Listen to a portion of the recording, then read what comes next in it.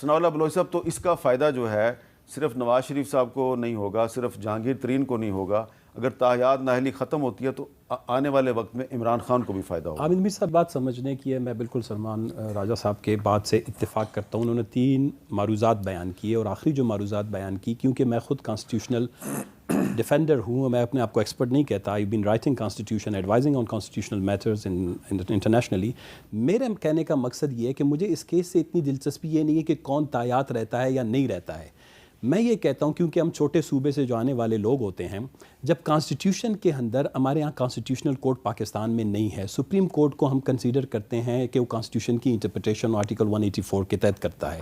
تو جب اگر سپریم کورٹ کے اندر فیصلوں کی اندر اتنی فلکچویشن آنا شروع کر دے، اور کوئی بھی مطلب یہ جو پارلیمنٹ ابھی جس نے ایکٹ پاس کیا، آپ کو تو خود پتہ ہے 45% اس کے ممبران جو ہے وہ مستفی تھے۔ دوسری بات یہ ہے کہ یہ person specific individual specific act ہے، اس میں 63 اور 62 جو میں نے بات کی وہ 5 صفحات پر کانسٹیٹیوشن کے اندر مشتمل ہے، گو کہ سب غلط ہوں گے لیکن کانسٹیٹیوشن کے اندر تو ہیں۔ تو یہ حق بھی پارلیمنٹ کو دیا جائے کہ جی آپ نے 5 صفحات جو ہیں کانسٹیٹیوشن کے لیے ہیں 62 اور 63 میں، اور سپریم کورٹ نے اس پہ بات بھی کی ہے۔ تو میرے کہنے کا مقصد یہ ہے کہ اس طرح نہ ہو کہ یہ جو کانسٹیٹیوشن کی انٹرپریٹیشن کسی بھی معاملے پہ آتی ہے اس کو ہم لوگ بڑے سیریسلی لیتے ہیں۔ لیکن اگر ثناء اللہ بلوچ صاحب، اگر سپریم کورٹ جو ہے وہ ایک فوجی ڈکٹیٹر کا انسرٹڈ 62(1)(f جو ہے اس کو ختم کر رہی ہے، تو آپ کو تو بینگ جمہوریت میں تو خوش ہوں سر، میں دیکھیں میں اسی بات کر رہا ہوں کہ میرے ہی کیس میں، اور ہم نے جب انیشیٹ کیا تھا تو آج سے کوئی 2018 میں یہ جو جسٹس ثاقب نثار صاحب کا فیصلہ ہے جو ممبر بینچ نے کیا تھا، 2018 کے بعد سے آج تک جو ہے اس پہ کانسٹیٹیوشن امینڈمنٹ ہونی چاہیے تھی۔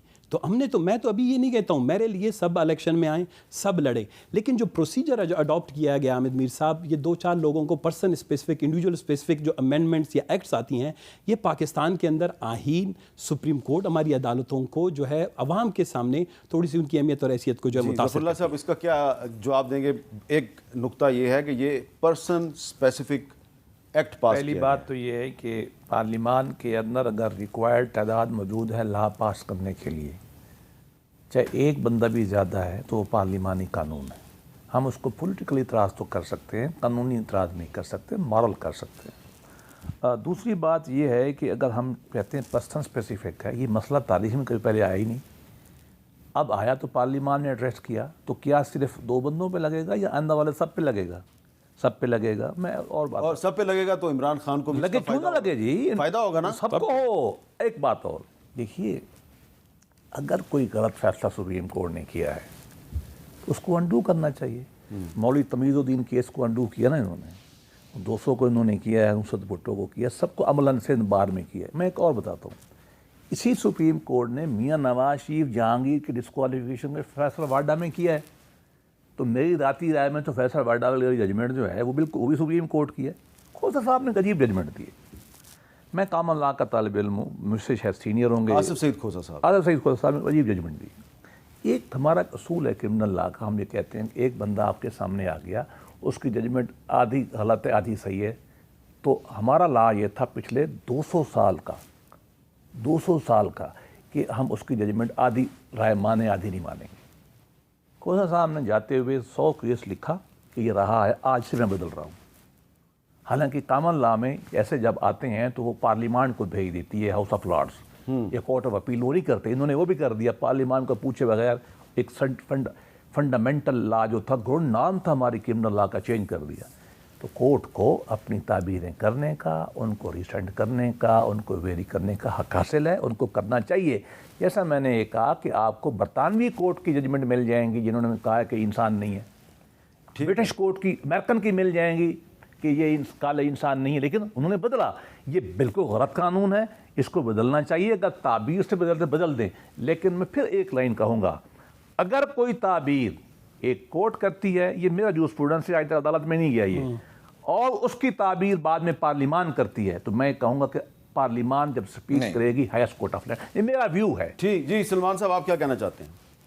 نہیں میں یہ اتفاق نہیں کرتا. دیکھیں جب سپریم کورٹ آئین کی تعبیر کر دیتی ہے تو سپریم کورٹ کی جو تعبیر ہے وہی آئین ہے. دیکھیں آئین کا متن اپنی جگہ ہے لیکن سپریم کورٹ کی تعبیر جب ایک فیصلے میں آ جاتی ہے تو ہم اس کو آئین کہتے ہیں. اس کے بعد پارلیمان اس آئین سے تجاوز نہیں کر سکتی. سپریم کورٹ ضرور اپنی رائے تبدیل کر سکتا ہے. اس لیے میری یہ گزارش ہے کہ اس وقت جو قانون سازی کی گئی ہے سپریم کورٹ کے ثناء اللہ بلوچ فیصلے کے ہوتے ہوئے یہ قانون سازی بالکل غیر مؤثر ہے. یہ ایک آئین سے ماورا قانون ہے. لیکن اگر سپریم کورٹ اپنا فیصلہ تبدیل کر لیتی ہے اور کہتی ہے کہ ہمارا پچھلا فیصلہ غلط تھا تو پھر یہ قانون سازی جو ہے مؤثر ہوگی اور اس کو ایک صحیح قانون سمجھا جائے گا. یہ آئینی صورتحال ہے. ایک میں لائن اور کہوں گا, 45 جج مطلب 45% لوگ فیصلہ کر سکتے ہیں, تو سپریم کورٹ کی جو بینچ بیٹھ کے فیصلہ کرتے ہیں وہ تو 45% بھی نہیں ہوتے. حالانکہ آئین میں تو لکھا ہوا ہے supreme court means chief justice and ججز. تو یہ معاملہ اتنا آسان نہیں ہے. ہمیں پارلیمان کو ایک وقار دینا چاہیے.